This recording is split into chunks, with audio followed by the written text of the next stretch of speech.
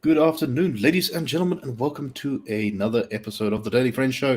I'm your host, Nicholas Lorimer, and today I'm joined by Gerbrandt van Heerden. Gerry, how are you doing? Hi, Nicholas. Like I told you before, I have complaints, but they're not serious. So Very good. I'm doing all right. And also joining us today, Dr. John Endres. John, how are you? Very well, thanks. Intrigued by your T-shirt. Is that a labyrinth showing the way to the promised land? It is in fact a Daily Friend T-shirt, of which there are a few floating about in the ether. But anyway, we will perhaps talk about that more in depth at a later date. On the fashion show, yes. Exactly. Well. Haven't we had a bit of an interesting weekend? I was thinking originally to title this episode something along the lines of the really bad, not so good, awful week for the ANC, because in the same week we had South Africa getting greylisted, this fallout with Andre De Ruyter, the budget revealing that the money is, fast diminishing and the growth forecasts are being cut back. It really seems, and multitude of other local crises which don't even get reported on anymore. Power being out of places due to collapsing infrastructure, water not being done, murders, crime, all sorts of carnage out there. And if one sits back kind of and looks at this in the big picture, it's very difficult to not see this as something quite dramatic. I mean, we also saw over the weekend a notice come out, I think, from the U.S. Embassy advising American citizens in South Africa to make a plan in the possibility of a electricity grid collapse in order that they should stock up water and food. But let's get into what I think is one of the most interesting stories of the past week or so, and that is, of course, the continuing fallout from Andre De Ruyter's. And we called it firing on the last episode because that's effectively what it was. Despite the fact that he had resigned, he was pushed out early after this explosive interview he gave to, I think it was ETV, alleging various things, in particular about how the ANC was... ENCA, sorry, yeah. About how the ANC was kind of blasé towards corruption at Eskom.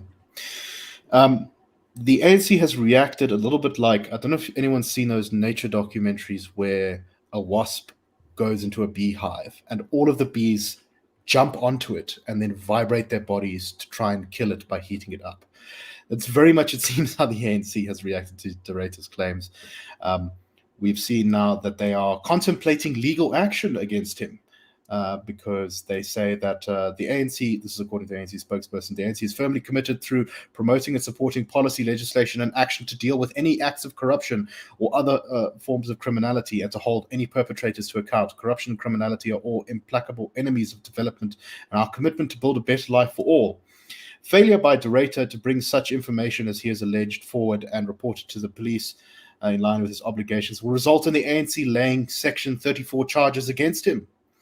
We also suddenly saw a narrative emerge over the weekend about how, De Ruyter wasn't really in touch with the people at the coalface of Eskom. His head was very much in the clouds, and he didn't really know what was going on. And all sorts of other things have been said about him, about how he was a failure, and how he's trying to shift the blame onto the ANC, and how it's not their fault that Eskom is in the state it is. In fact, really, the real problem here was De Ruyter all along, despite the fact that they appointed him. Interesting. John, what do you make of this? Why has the ANC reacted so aggressively to De Ruyter's accusations? The ANC is accused of corruption every other week, but this time it seems to have reacted with everything it had in its arsenal, including, it seems, even criminal prosecution. What do you make of all this? It's a great question, and I think it is developing as a very, very juicy story in South Africa's political world. It may turn out that this electricity corruption story is South Africa's biggest corruption scandal so far. I think, once all the investigations have been done, if investigations in fact are going to be conducted, and all the facts have emerged, this is going to be huge. And that may be the reason why the ANC has reacted with so much pique at Mr. De Ruyter's revelations. What I find interesting, however, at the same time, is how I do think there's a bit of a Streisand effect going on here, where the interview itself was explosive. Sure, it's got, I think, 280,000 views on YouTube so far, which is quite a lot, not that much. But whether it wouldn't have died down if the ANC had said nothing. But instead, they went to bat and they sent out all the heavy hitters from Pravin Gordhan to Fikile Mbalula, if he can be described as such, to say that the ANC is not corrupt. Well, he's the Secretary General now. I think we kind of have to. Yeah, well, yes, exactly. But we'll have to take his word for it. I'm sure the ANC is not corrupt. Anyway, so they were very annoyed, obviously, by what was revealed. And I think the reason for that is that they are feeling nervous. I think if they didn't feel nervous about this, then they would have just let it be. But I think that there is a risk in here to the political support for the party, but also to the individual fortunes of many leading party members. And that is why they really want to squash this as quickly as possible, because they're very, very worried about it. At the same time, despite the great vehemence of the denials and all the bluster of rejecting the scurrilous allegations put about by Mr. De Ruyter, I think the South African public in general has probably ignored the ANC's denials, because they don't take the ANC seriously anymore when it comes to questions such as this. So sitting on the sidelines for South Africans, you look at this and you kind of have to smile and say, look, these guys are pretending to be holier than thou, as clean as anything, but we actually don't believe you, because we've seen what you are. Nick? Yeah, I think that what really hurt them in this, and I saw it in some of the comments from senior ANC leaders, was that I think one of them said something along the lines of, this reverberated around the world, or this went overseas, people heard this. And I think what's really causing them concern here is that the ANC has for a very long time played this kind of game of saying one thing in public, but then behind closed doors when they're meeting with big business or foreign diplomats or something, being very agreeable and very nice and very accommodating and very respectful, and saying, oh, we're all in this together, we're all comrades, and we're all taking this very seriously. Just believe us, don't worry, we've got our handle on it. And De Ruyter, who is someone who was in those kind of meetings, who was clearly at least somewhat in the inner circle, maybe not by choice, but simply by fact of his position of importance, blew the whistle on it, by talking about how people in some of these meetings respond when there's a corruption allegation, saying things like, as De Ruyter alleged, I guess we knew that was going to come out eventually. Which so it's essentially kind of blown up the ANC's shell game of being whichever thing they need to be at whatever time. Harry, what do you make of all this? Do you think it's going to have a sort of long-lasting reverberation through our political space? Yeah, I think the reason why the ANC is also reacting so strongly to this De Ruyter saga is their reputation is in tatters when it comes to corruption fighting. President Ramaphosa made it a pillar of his campaign, of his presidential campaign, to combat corruption, and we're going to effectively deal with the bad apples within the party. And a few years later, we have been greylisted. One of the main reasons is because that has been communicated, is that South Africa's failure to investigate those implicated in state capture effectively and prosecute them effectively is an indication that Ramaphosa's promises to fight corruption has, they're empty promises. And I think this is purely the ANC's usual tactic of gaslighting or self-projecting almost. I think they also are, they're concerned of the fact, and you mentioned it earlier, the fact that De Ruyter was in the belly of the beast. And I think he has credibility with a lot of people. There are some detractors of De Ruyter, but overall, I think with load shedding now flirting with stage 8, people sitting in the dark for days and weeks on end. I think people are more likely to side with De Ruyter and his comments, and they know that this will seriously harm them in the 2024 elections. So the strong reaction just shows that the ANC is feeling deeply, deeply uncomfortable. They don't think they can pull what is the English phrase? You know what? Let me not embarrass myself at the moment. I wanted to come up with a smart English saying, but pull the wool over people's eyes. Yes, thank you, John. Thank you. Yeah, I think they have lost faith in their ability to try and take attention away from themselves, and yeah, I think that's the issue. So we've sort of seen more stuff now coming from De Ruyter. There's been this court case launched by a group of different South African organizations, the UDM, the Inkatha Freedom Party, Action SA, the National Union of Metal Workers, and a bunch of other organizations calling for load shedding to be suspended in a number of areas, hospitals, schools, and cell phone networks.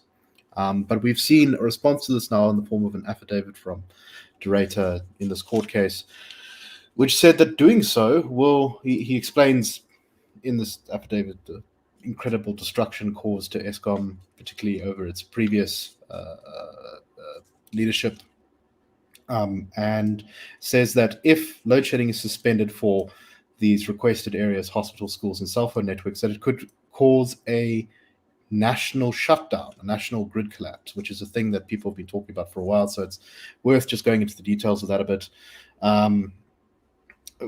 So as De Ruyter explains, when the grid becomes unstable, power stations automatically start to disconnect as a safety measure. A raft of disconnections could potentially occur within seconds, leaving the whole grid without any power generation very quickly. De Ruyter went on to say, without sounding alarmist, the consequences of such a blackout would be catastrophic. It would include the loss or interruption of water supply and sewage treatment, the shutdown of telephone and internet services, rationing and shortage of liquid fuel, knock-on impacts in transport industry and institutions that depend on liquid fuel to run backup generators, the downing of digital platforms, payment platforms, ATMs not running, food supplies running out, high risk of looting, vandalism, and public unrest, and that it would take at least several weeks to restore electricity to the country, particularly because South Africa would not be able to import enough electricity from its neighbors to get us through the calamity of a grid collapse.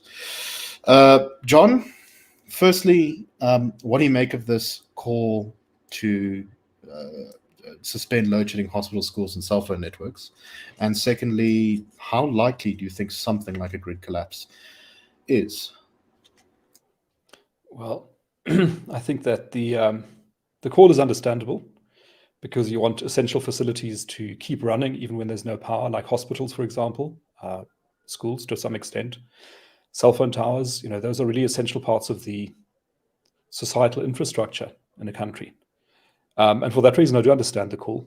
But for technical reasons, it seems impossible effectively, just because the amount of demand represented by those institutions, as well as that being so deeply embedded in the distribution networks, means that you can't just spare a school in the middle of a suburb without leaving the whole suburb on as well. And because there's how many schools, 22,000 schools or so in South Africa, it means every single suburb would have to be spared from load shedding. So unfortunately, it looks like it can't be done. And Mr. De Ruyter chose some quite dramatic words in order to illustrate how foolish he thought the idea was.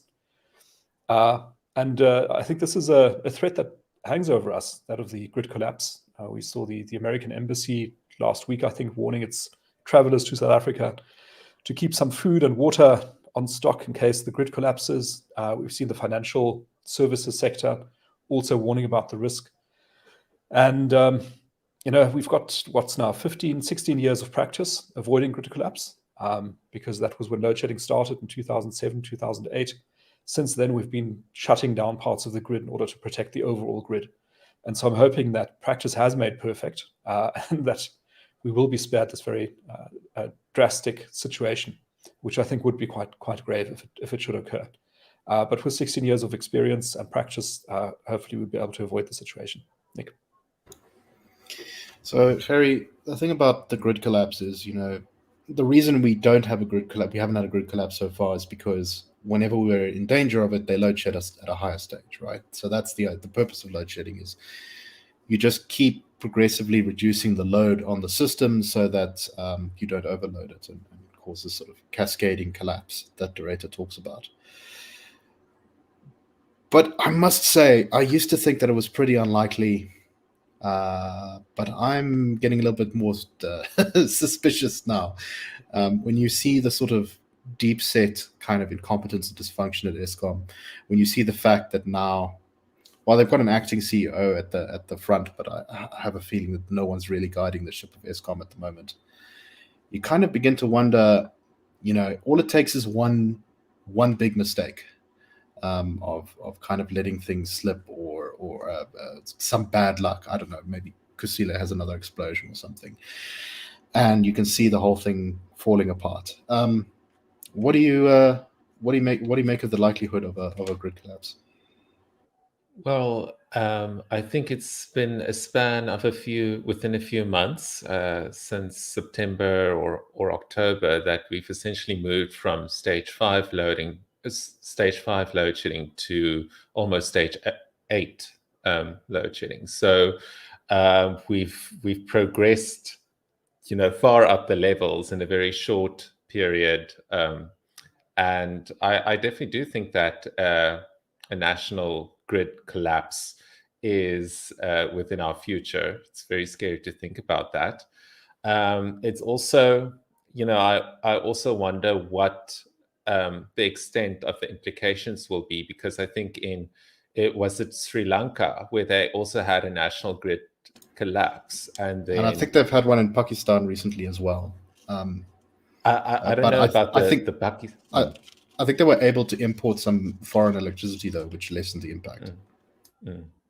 But I'm not familiar with Pakistan's case, but I know with Sri Lanka, ordinary citizens ended up occupying the presidential palace, I believe.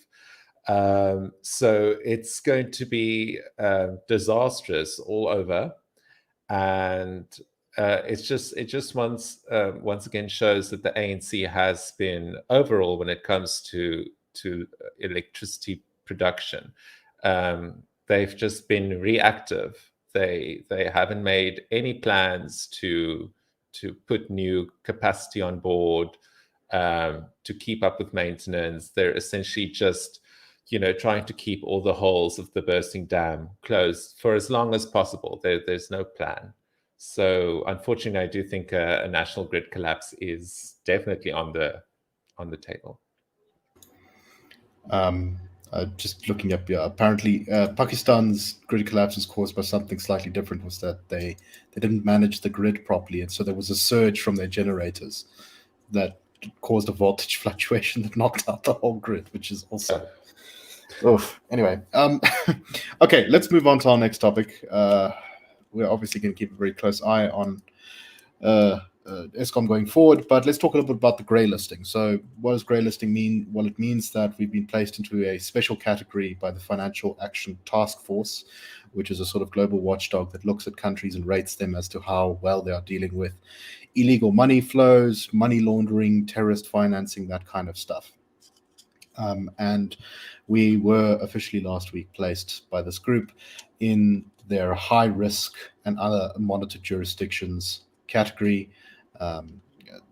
Over time, a whole bunch of countries, including some like Iceland, have actually gone onto this list. But the real key is, once you're placed in the list, how fast you can get off it. I think some countries languish on it pretty much forever, whereas other countries like Iceland, again, got off it after a year. I think Mauritius was on it for a brief amount of time, but managed to get off it after, I think, 2 or 3 years. So basically, the upshot of this thing is that it flags your country as a place where there's a lot of dodgy stuff going on, and therefore places a lot of regulatory requirements on doing business with stuff from that country, which essentially just adds more admin, more stress, more time wasting, lots of non-productive activities. In response to our greylisting, Ramaphosa has said that it's concerning, but it's less dire than some suggest. So as usual, Ramaphosa coming through with his very wondrous mood uplifting statements there. Also, this has now caused some speculation that the negative economic consequences of all this, plus the taking of Eskom debt in the national budget, will see us face a further ratings downgrade on our sovereign debt. John, let me start with you again. What do you make of this greylisting thing? How big of a deal is it? The Investec Bank CEO said a while ago that most businesses have expected this for such a long time that it's pretty much been priced in already. Do you agree with that? Partly. So I think where the concern comes in here is that being on this grey list increases your transaction costs in dealing with other countries. So every time you import or export something, you deal with foreign companies and so on. All of those transactions are now going to be subject to more rules, more regulations, more monitoring, which makes them more expensive. And because South Africa is already facing a cost of living crisis like many other places in the world, this is a concern because we now have the scenario where global demand for commodities slows down, which means that the foreign income that comes from commodities is missing. That slack can be taken up by financial inflows. But if we're on the grey list, the financial inflows are also going to slow down. So this isn't a good sign for the currency. I don't think the impact will be immediate, but I think over time, like over 2 or 3 years, it is going to have an impact on the value of the rand, weakening it. It is going to make things more expensive in South Africa, and overall, it's not a good thing. Apart from the sort of tangible financial aspect, there's also the reputation aspect, which is that you don't really want to be on this list. It flags you as a risky country, as one that has financial markets that are maybe not as trustworthy as they should be for you to deal with this country. So we're in the company, I think, of South Sudan, Haiti, Albania, Syria, now on that list. Nigeria just been added to the list as well. That's not really where South Africa should be. One of the strengths of South Africa has long been the sophisticated financial markets, highly liquid financial markets, and it's not good to be in such poor company on an issue like this, Nick. Exactly. When you're in the same category as Nigeria, I mean, Nigeria has a lot of problems, so it doesn't warm the heart. Gerbrandt, what do you make of all this? Do you agree that of John's assessment of the situation? Yes, I think John covered it quite well. I would just like to add that, President Ramaphosa is saying, it's not such a bad thing that we are grey listed. I mean, it's actually worse than being downgraded to junk status. And it severely hurts our ability to attract investment, to do business overseas. We're essentially sanctioning ourselves. Like the world doesn't have to, implement sanctions against us. We are sanctioning ourselves by not being able to investigate and prosecute corruption, by having dysfunctional ports, by implementing legislation that is hostile to business. We're a country doing everything we can to scare away in investment and capital. And they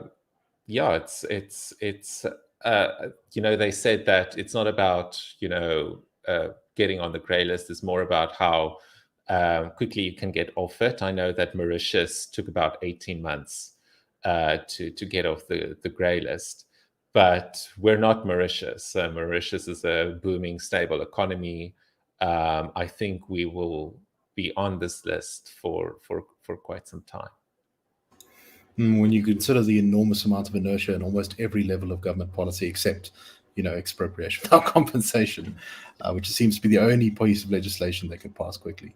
Actually, to add something there, Nick, go ahead. If I may, which is that the original report by this Financial Action Task Force identified 67 areas that South Africa needed to address. And South Africa did address 59 of those areas. So it's not like nothing was done. Quite a lot was done, especially in the last half year or so, when suddenly the sense of urgency crept in. But there were still 8 areas remaining. And interestingly, most of the areas that were dealt with well were related to regulation, to having the right legislation in place to track illicit flows, but where we're lacking is in enforcement. And I think that is what the report really highlighted. It said, your rules are great, you've got the right laws, but you're actually not catching the bad guys, you're not prosecuting them. Right. If the law can say you can't do X, and then you can just bribe a policeman to ignore the rule, or bribe an official just to ignore the law, and then it doesn't matter what the law says. No, but that's a very, very good point. All right. Let's move on to our next story. Got a bunch of options here, but I think let's go with this one. And that is a response by Lux Dlamini, the former leader of Operation Dudula, to the EFF's so-called planned national shutdown, which I'm pretty sure I said on the show was on the 7th of March, but I was wrong because it's actually on the 20th of March. Lux Dlamini, who's a controversial figure, former leader of the anti-foreigner Operation Dudula, although he claims to have parted ways from them after having a disagreement. He said he would still continue to work with them, but they believed all foreigners should be removed, and he said only illegal foreigners should be removed. So he's kind of tried to cast himself as a moderate, actually, on the illegal immigration front. I think he rose to fame originally during the riots, when I think he was part of a group that stood guard outside a shopping mall in Soweto. Operation Dudula's leader has said that, or former leader has said that he or South Africans will arrest Julius Malema if he does not work within the boundaries of the law during the EFF's planned national shutdown. He also accused the EFF of trying to make the national shutdown look bigger than it actually will be, because they've chosen March 20th, which a lot of people will probably take on holiday, because the 21st is a public holiday. So if you want a 4-day weekend, you take off the 20th, and then the EFF will claim, oh, you see, all these people didn't go to work because because of our national shutdown. Anyway, it's quite interesting because essentially he's called for, I don't know, what's the opposite of a shutdown? An open up, a counter, and a sort of open up of things, and citizens to go out and defend property from any potential lawlessness by the EFF. And this strikes me as, firstly, quite the potential here for violence is, I think, quite high, but also as being really clever politics, because I think a thing that IRR surveys have showed, and not just ours, but general social surveys have showed about South Africa, that South Africans, despite the incredible, in fact, maybe because of the incredible lawlessness of our country, do not like lawlessness. It is not a thing that gets them particularly excited about politicians. And I think Lux is being very clever here by casting himself and his movement, the Soweto People's Parliament, as being on the side of law and order. John, let me start with you again. What do you make of these political developments here? Do you think I'm right? Yes. What I'm unsure about is how significant the EFF's call is, if it is going to be heeded. And I think you make a good point. It is a bridge day between a weekend and a public holiday. So maybe many people won't be going to work, not because the EFF told them not to, but because they're just taking a day off, which the EFF could then still present as a kind of success. I think that there is some hostility between the anti-foreigner sentiment of Operation Dudula and Lux Dlamini on the one hand, and the Pan-Africanism of the EFF. So underlying the conflict about this shutdown, or the strike breaking, if you want to call it that, I think there's also the conflict about how to deal with South Africa's foreign population. But yeah, I think these are two groups that are making trying to generate attention and publicity for themselves. I wonder if their actions are going to match the intensity of their publicity seeking. Nick. Gerbrandt, what do you make of the prospect of the EFFs? Because they've said that they're going to be carrying out the mother of all shutdowns, demanding that Cyril Ramaphosa resign from leadership of the country. Do you think it's going to have a huge impact? What do you think we'd see? Well, the EFF loves to disrupt, and I think that we've seen in the last few elections their support has started to slow down and stagnate, and that's why they've kind of like changed the tune on foreigners as well. I think they jumped between either being welcoming to foreigners from other African countries, to visiting businesses, and They did trying that. to They did see. that super bizarre thing of where they claimed that getting people fired for being foreigners was actually helping them.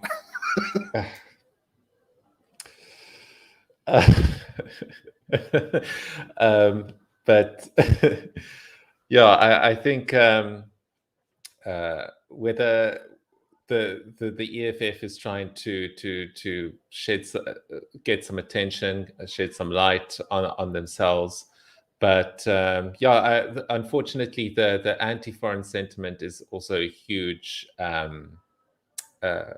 sensitive spot in South Africa. So I'm also very cautious of organizations such as Operation Dudula getting some more airtime as well, because the socioeconomic problems that we have in this country, they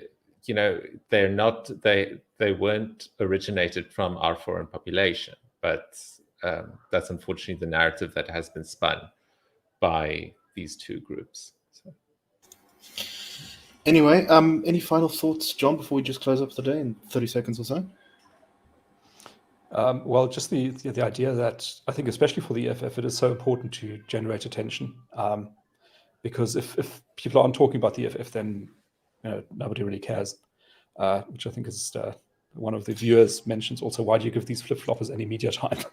That's quite true, So, well, because I think they suffered during Sona because they did their little protest and they just got kicked out, and most people seem to have sided with the kicking of them out. Yeah, so I think this is not good for EFF support levels. It'll be very interesting to see what happens on the 20th of March, if anything. And if nothing happens, it's probably the worst case scenario for the EFF. Exactly. And with that, we are out of time. So thank you very much for listening. And we hope that you enjoyed the show, found it interesting. And we will be back tomorrow on the Daily Friend Show. Cheers, everyone, and have a wonderful day.